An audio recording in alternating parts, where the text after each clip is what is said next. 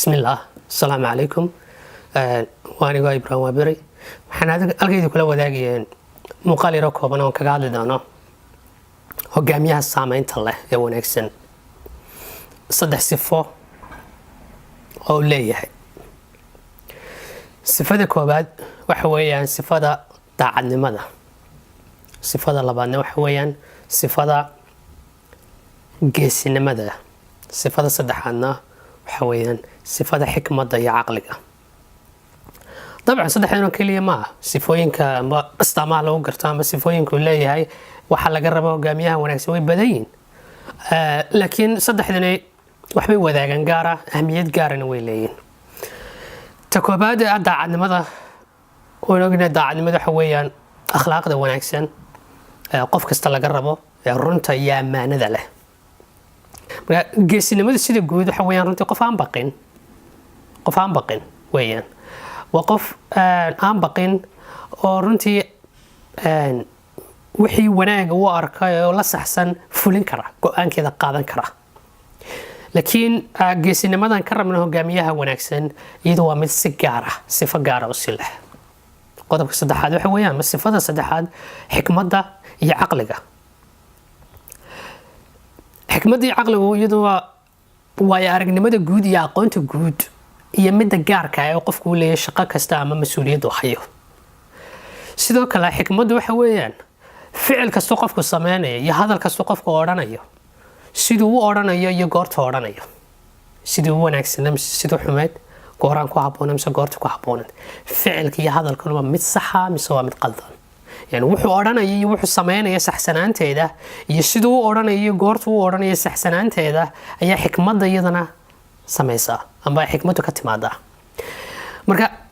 caqliga iyo xikmadda la isku daray waxa keenaya waa aqoonta guud iyo waayaranimada guud iyo midda gaarka ah qofku leeyahay shaqada uu qabanayo. taas kugu samaysa markaa inaad xikmado badan aad markaa Ilaahay ku waafajiyo markaa Ilaahay la kaashato. aan ku soo hormara markaa ta koobaad waa daacadnimo. daacadnimada iyo xikmadda xiriir baa ka dhaxeeya haddii labadooda isku qaadno. مثلا hadduu hogaamiye daacad isagu ah oo run sheegaya oo aamina laakiin dadka ku hareeraysan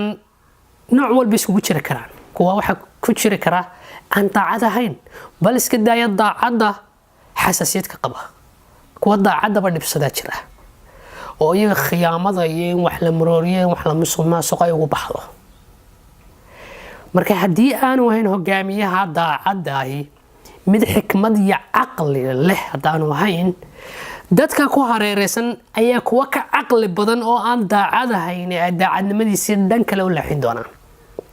xisaab qaldamay iskugu geen si qaldamay wax ugu maamulay isaga wax la saxsan baa la tusi hadhowna dadkii wax kale baa laga horgeyn. dabeetana wuxuu baarkay dadkii isaga iska horimid isagoo la leeyahay hogaamiyahan baa qofkii madaxda noo ahaa wuxuu sameeyay aamin darro been buu sheegay musuqmaasuq buu sameeyay yaab isagu waa daacad buu isku arkaa laakiin ma garan karo meel ay wax ka baxayaan. dadka caqli badan ayaa ku hareeraysan oo aan iyagu daacad ahayn. idan marka xikmadda iyo caqligu waxay ku saamaxayaan marka horena dadkii ku habboonaa meesha inaad keento dad daacad inaad keenin karto.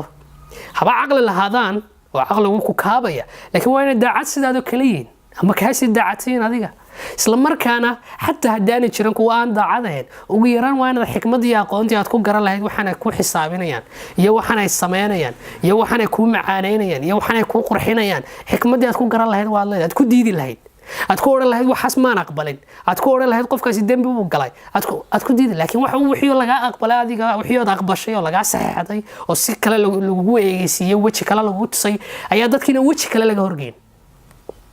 marka dhibaatada leedahay weeyaan qofku marka uu daacad yahay hogaamiye uu yahay isla markaana xikmad iyo caqliga ku yartay isagoo laga yaabo inuu aqoonta iyo waayaranimada hawshaas leedahay sababta ay tahay oo looga waayay arag iyo looga caqli baday arrimaha. waa laba sifo marka aan kala maarmi karin. sifada saddexaad marka waxa weeye sifada geesinimada. geesinimadu waxa weeyaan hogaamiye inuu u dhaxeeyo dabacsanaanta iyo madax adeega. ma aha kaliya hogaamiye inuu go'aan iska qaadan karo hogaamiye inuu ku dhacleeyo hogaamiye inuu dhiirayo inaan u baqan laakiin hogaamiye waa inuu u dhaxeeyo geesiga dhabta hogaamiyahan rabnaan wanaagsan waa inuu dabacsanaanta iyo madax adeega u dhaxeeya. waa inuu dadkiisa u dabacsan yahay oo jilcsan yahay. dadkiisa waxa cadow ku ah waa inuu madax adeeg yahay waa inuu ku qalafsan yahay waa inuu ku adeeg yahay.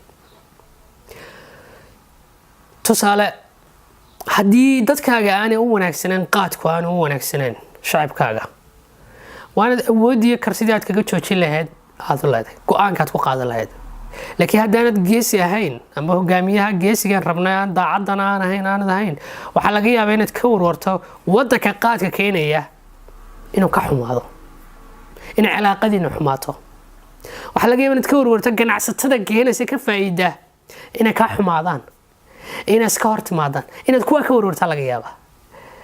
laakiin maxaa muujinaya geesinimadaada iyo daacadnimadaada hogaamineed ee aad leedahay maxaa muujinaya waa inaad ka warwarto shacabkaaga maxaa u dana maxaa u wanaagsan laakiin inaad ka warwarin dadka kale kugu hareeraysan iyo wadamada kale wixii dadkaaga u wanaagsan waa inaad go-aan ka qaadataa wixii aan u wanaagsanayn waa inaad go-aan ka qaadan kartaa taasaa geesi kaa dhigaysa taasaa ku dhacaaga iyo go-aankaaga iyo geesinimadaada iyo baqasho la-aantaadii ka dhigaysa mid markaa sidii saxda ahayd hogaamiyii saxda ahaa ee saameynta lahaa loo baahnaayo haddii ay shirkad tahay matalan oo aanay dal ahayn shirkaddu waa inuu qofka mas-uulka ka ah hogaamiyaha sare waa inuu shaqaalihiisa u yahay mid u dabacsan dhagaysta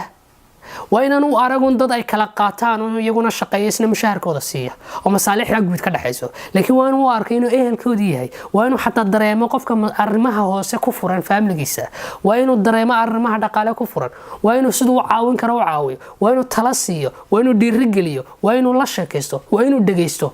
waayo iyagaa shirkadda kaaga xoogaalsan markaad iyaga qalbigooda kasbato haddaad shirkadaada guul la taaban kala la rabto weyaan inay successful noqoto inay mid guulaysato noqoto haddaad la rabto iyagaa kaaga xoogaalsan customerka iyo macaamiishaada iyagaa shaqada wax badanood ogana og markaad qalbigooda kasbato eed iyaga u dabacsanaato ayay iyaguna wax kasta kuu sheegayaan markaas sida ugu daacadsan wax kuula socodsiinayaan markaas sida ugu wanaagsan customerka iyo macaamiisha ula dhaqmayaan markaasay nafur u sameynayaan shirkadda markaas haddii loo baahdo maanta inaad bilaa lacag kugu shaqeeyo hawshan bilaa lacag kugu qabto hawl bilaa lacag kugu qaban karaya laakiin haddii kale wuxuu yaqaanaa on saacad u shaqeeyo iyo waxa uu qabanayo kaliya yaqaanaa isna wuxuu kaliya kaa raba mushaharkiisa adna intaas ma taqaanaa intaas ma isweydaarsanaysaa waana sababta shirkado badan ana guulo gaadhay sababta shirkado badan guulahooda ka dambaysan waxa weeyaan hogaamiyuhu sida uu shaqaalihiisa ula tacaamulo hogaamiyuhu shaqaalihiisa iyo shacabkiisa uu yahay qof dabacsan aad ugu jilicsan ehelkaaga iyo qoyskaaga inaad carruurtaada iyo reerkaaga aad u dabacsanaato wixii dhibaya inaad ku adkaato wixii furiin idinku kalifaya wixii maslaxaadiina ka hor imanaya waa inaad ku adkaato laakiin iyaga waa inaad u dabacsanaato dhagaysato oo libax gurigaaga ka dhex noqon waa shaqaalahaaga libax ku noqon waa shacabkaaga libax ku noqon hogaamiyaal badan iyo madax badan dadkooda ma libax u yihiin dadkooda ay u diidaan inay hadlaan dadkooda cabsi iyo argagax ku abuuraan markay dhex marayaan kaarayaal ku dhex maraan laakiin adduunyada kale iyo dadka kale markay dhex joogaan waa bisado way foorarsadaan wax kastana si fudud baa looga saxeexanaya saddexdan sifo waa saddex sifo markaa aan kala maarmi karin waa daacadnimada iyo xikmadda iyo geesinimada waana sifooyinka ay lahaayeen hogaamiyaasha adduunka soo maray ambiyadu ay lahaayeen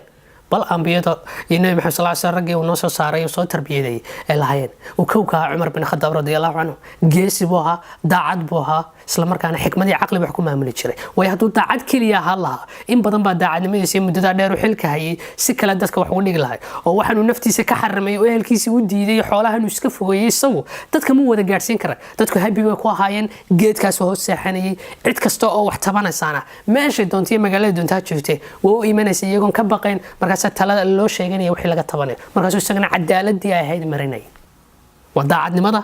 ku salaysan caqliga xikmadda iyo geesinimada oo ah inuu qofku u dhaxeeyo dabacsanaanta iyo madaxadeega inuu u dabacsan yahay dadkiisa inuu ku madaxadeega iyo wax kasta dadkiisa dhibaya dhaqaale ahaan maskax ahaan diin ahaan iyo caafimaad ahaan aad baa mahadsantiin inta muuqaal xiga iskugu imanano waa anigu Ibraahim Waabariya. Assalaamu calaykum waraxmatullaahi wabarakaatuh.